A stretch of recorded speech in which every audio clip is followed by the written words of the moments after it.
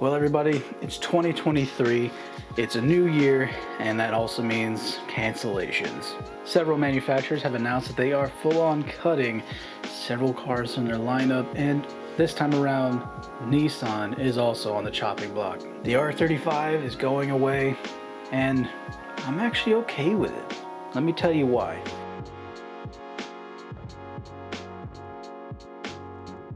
If you're new around here, my name is Nick Lanza, this is Car Rant, and here we do builds, reviews, and have candid conversations about cars. So if that sounds interesting to you, you should stick around, hit the sub button.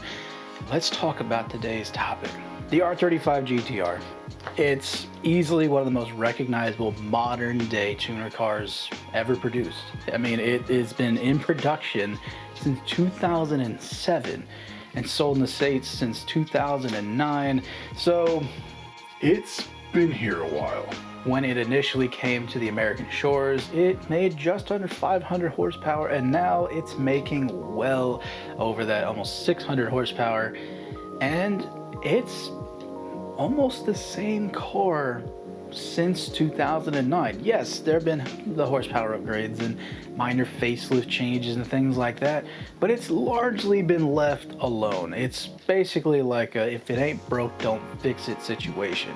For a long time, it became a status symbol. If you made it big on YouTube or the influential space, you bought an R35. And if you don't believe me, people as big as Roman Atwood have an R35. Of course, several other big name YouTubers and influencers also got into them, and if you're into cars, you know that most of the automotive YouTubers ended up buying an R35 at some point in time. And honestly, who could blame them? For a supercar, it was very affordable. It was very easy to get into, being at like the almost $100,000 price point at the time. I remember as a kid in high school seeing this come out.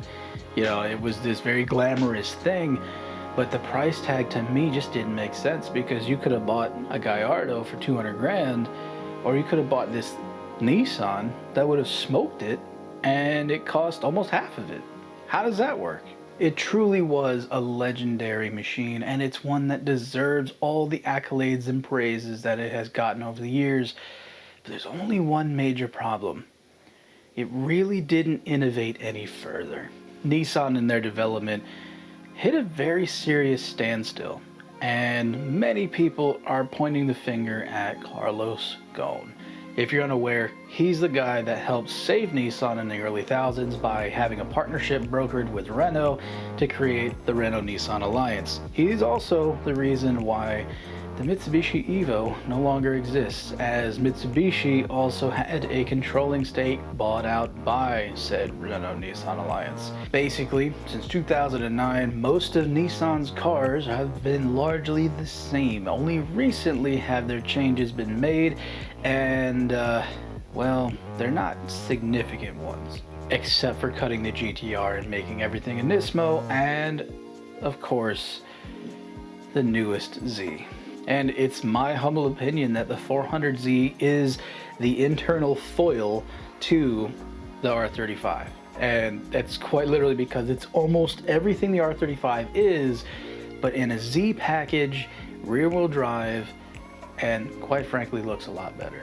I've been a fan of the 400Z ever since we got the first initial renderings of what it would look like, and then of course when we got the prototype at several of the auto shows around the world, I said it was going to be a good seller. It looks fantastic, it sounds fantastic, but underneath the hood, it's practically an R35. To me, I don't see a point in keeping the R35 if you have this car, which is why I'm actually okay with Nissan cutting the R35.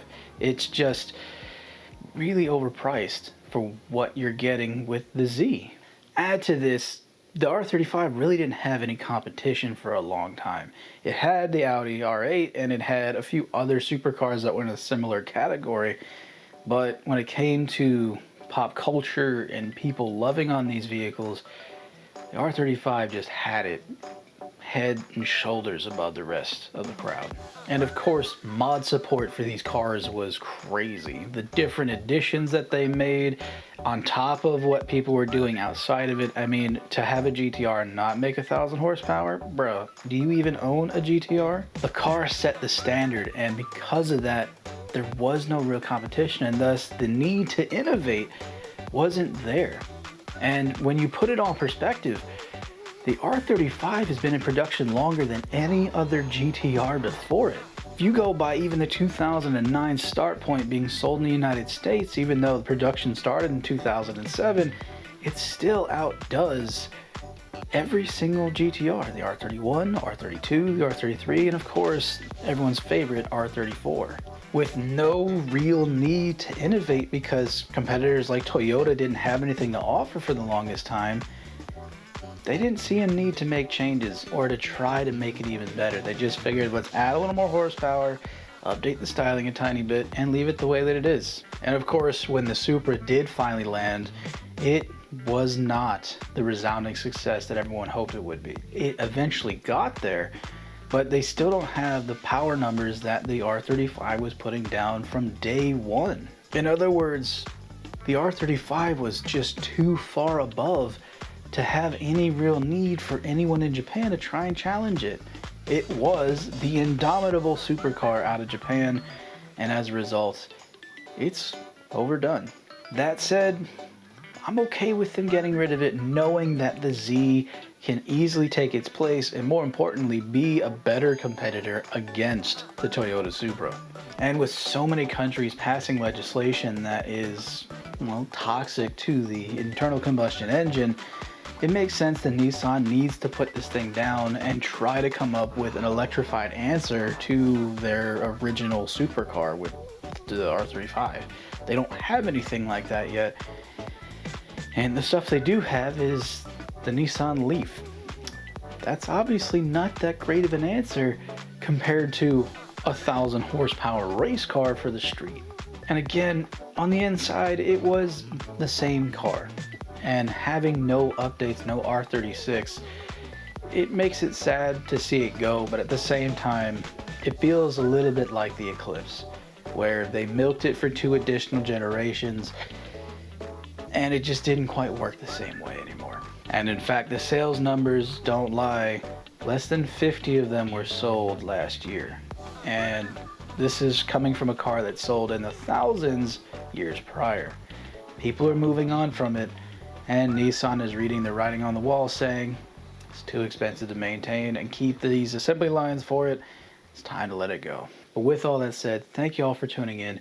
Thank you guys for watching, and stay tuned because we've got more interesting conversations coming up because there's been a lot of crazy car news, and of course we always got to discuss some of the more interesting topics.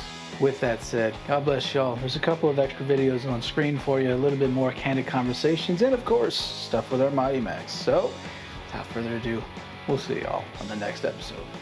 Peace! Merlin's been down here chilling the whole time.